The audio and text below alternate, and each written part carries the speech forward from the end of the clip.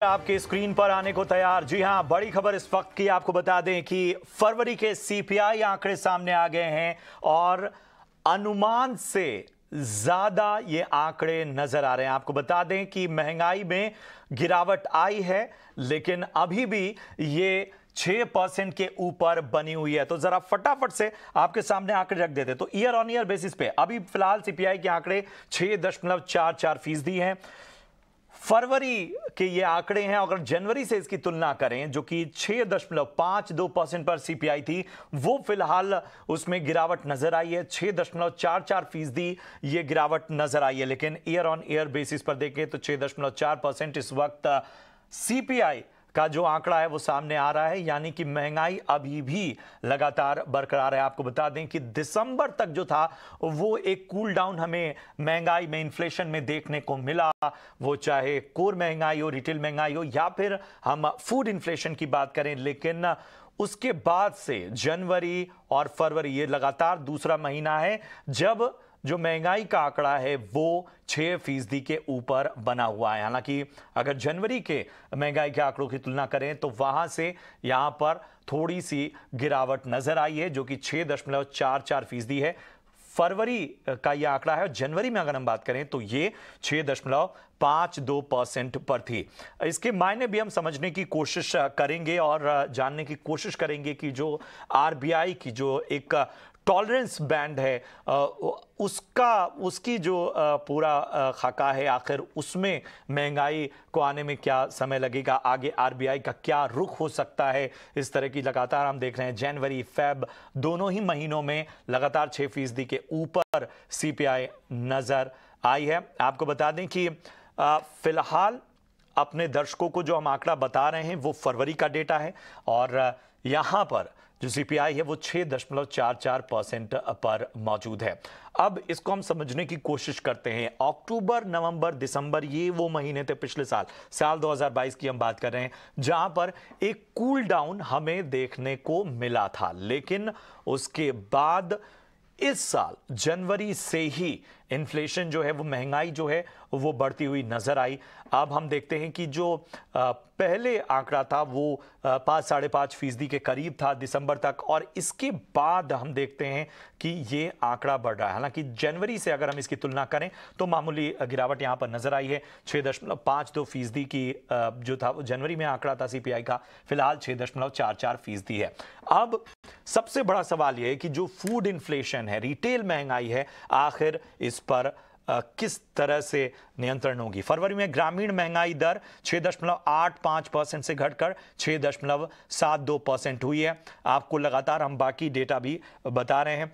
अगर हम बात करें पूरे महंगाई के आंकड़ों की तो जनवरी से और अब तक थोड़ा कूल डाउन जरूर देखने को मिला है।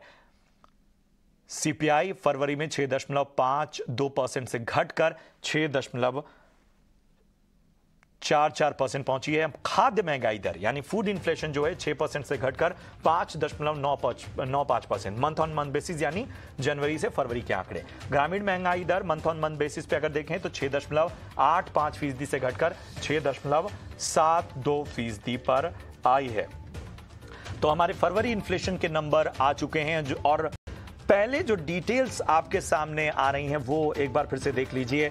जो स्क्रीन पर हम आपके सामने ये डिटेल्स डाल रहे हैं क्योंकि ये जरूरी है सबसे पहले जानना। बाजार भी मान के चल रहा था, जो अनुमान था वो 6.35% का था, लेकिन उसी के आसपास है, अनुमान से थोड़ा ज्यादा है। 6.44% जो है वो सीपीआई के आंकड़े हैं और बाजार मान के चल रहा था कि थोड़ा कूल डाउन रहेगा, लेकिन कंसर्न्स अभी भी बने हुए हैं।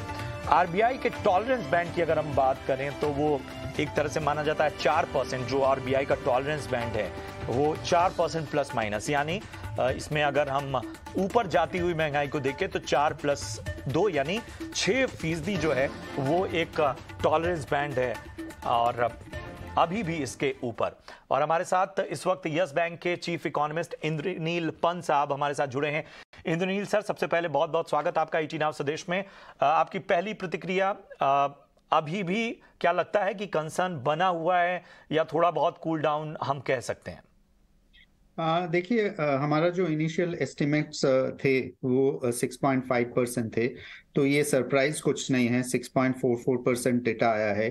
तो इस हिसाब से देखा जाए कि अगर आरबीआई आपको बोल रहे हैं कि आरबीआई डेटा डिपेंडेंट होंगे, 2 महीने के लिए 6% के नीचे आ चुके थे इन्फ्लेशन डेटा, 5.9 और 5.7 पे। वो वेजिटेबल प्राइसेस कम होने के कारण ही आए थे। अभी फिर से सीरियल प्राइसेस बढ़ रहे हैं, कोर इन्फ्लेशन एकदम स्टेडी है। तो उस हिसाब से देखा जाए तो ये कोई कंफर्टिंग आरबीआई के लिए नहीं होंगे। और आरबीआई को ये दो जो डेटा है अप्रैल के पहले जो दिखने को मिला, उस हिसाब से इंटरेस्ट रेट इंक्रीज कर देना चाहिए आरबीआई को। इंद्रनील सर, वाकई हम जो कोर इन्फ्लेशन को देख रहे हैं वहां पर एक स्टिकीनेस नजर आ रही है, एक कोई बदलाव हमें नजर नहीं आ रहा है। लेकिन अभी भी फूड इन्फ्लेशन जो है ये हम जनवरी की बात कर लें, हम अब फरवरी में आ चुके हैं, लेकिन फूड इन्फ्लेशन में जो है वो बढ़ोतरी बनी हुई है। और वाकई इसे समझना जरूरी होगा। किस तरह से देखेंगे आप? इसका एक दूसरी तरह से मैं आंसर करूंगा। आपने सही बोला कि जो कोर इन्फ्लेशन है वो स्टिकी है। और जो हम demand side of the economy जिसको बोलते हैं, वो रिफ्लेक्टेड होता है कोर इन्फ्लेशन में। उसका मतलब ये है कि आरबीआई का जो 250 बेसिस पॉइंट्स रेट इंक्रीज हो चुके हैं, उसमें से ज्यादा असर अभी तक डिमांड के ऊपर आया नहीं है, इसीलिए कोर इन्फ्लेशन ऊपर है। कोर इन्फ्लेशन अगर ऊपर होता है तो सीपीआई इन्फ्लेशन का वोलेटिलिटी जो है वो बढ़ने का चांसेस ज्यादा है, क्योंकि food inflation by nature volatile है, fuel inflation by nature volatile है। इसीलिए कोर इन्फ्लेशन ऊपर होने के कारण फूड इन्फ्लेशन थोड़ा नीचे भी आए तो वो फुल्ली कंफर्टेबल सिचुएशन में, आप जो बैंड का बात कर रहे थे 2 to 6%, हम 4% के नजदीक तो है ही नहीं, हम 6% के ऊपर चले गए अभी भी। तो उस हिसाब से आरबीआई का जो कंफर्ट लेवल है, अगर कोर नीचे नहीं आता है तो कंफर्ट लेवल आरबीआई का उस हिसाब से नहीं आएंगे। बिल्कुल, और ये वाकई समझना होगा। ऐसे में एक जो सबसे बड़ा सवाल उठता है कि अब आरबीआई का रुख आगे क्या होगा?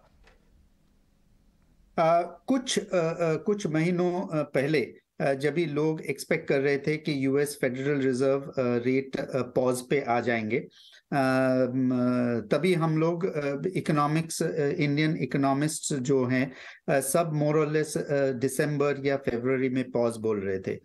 और एक्सपेक्टेशन ये था कि फरवरी में अगर हाइक हुआ भी तो भी स्टांस में बदलाव आएंगे।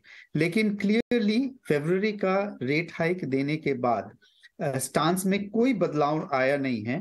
और स्टांस में इसीलिए कोई बदलाव नहीं आया है क्योंकि जितने रिस्क्स हम बोल रहे थे इन्फ्लेशन के बारे में, अभी वो इन्फ्लेशन का रिस्क अभी भी बरकरार है। और रिस्क जितने बरकरार है, आगे जाके अप्रैल डेफिनेटली रेट हाइक है, जून में भी आरबीआई ये कह नहीं सकेंगे अप्रैल में अगर रेट हाइक हुआ भी, ये नहीं कह सकेंगे आरबीआई में कि और रेट हाइक उन्होंने नहीं देख रहे हैं, ये सिग्नल नहीं दे सकते हैं। तो इस हिसाब से हमारा जो रेट स्टांस है वो अभी पॉलिसी टू पॉलिसी डिपेंड करेंगे। अप्रैल में जरूर हम रेट हाइक देख रहे हैं, लेकिन जून का श्योरिटी अभी भी नहीं है। बिल्कुल, बहुत बहुत शुक्रिया करेंगे इंद्रनील सर हमसे जुड़ने के लिए, और सीपीआई के जो डेटा है, जो आंकड़े आए हैं, उस पर विस्तार से बातचीत करने के लिए, उसके अलग अलग पहलुओं को आसान भाषा में हम तक समझाने के लिए। तो फिलहाल जो सीपीआई के आंकड़े हैं वो सरप्राइजिंग नहीं है, जो अनुमान था उसके आसपास ही हैं, लेकिन चिंता बनी हुई है क्योंकि जो आरबीआई का जो एक टॉलरेंस बैंड है जो कि 2 से 4% माना जाता है, उसमें भी अब चूंकि उसे बढ़ाया गया है 4+2 -2 किया जाता है, ऊपर की साइड देखते हैं तो ये 6% होता है, उससे भी ऊपर ये अभी बरकरार है। सबसे बड़ी चिंता फूड इन्फ्लेशन अभी भी जो है वो लगातार बढ़ता हुआ। ऐसे में आरबीआई का जो रुख है आगे बहुत ज्यादा नरमी का नजर नहीं आ सकता। फिलहाल मेरे साथ इतना ही। आगे मेरी सहयोगी अनीता आपको अहम खबरों से रूबरू कराएंगे। Over to you Anita. Thank you Prashant. आगे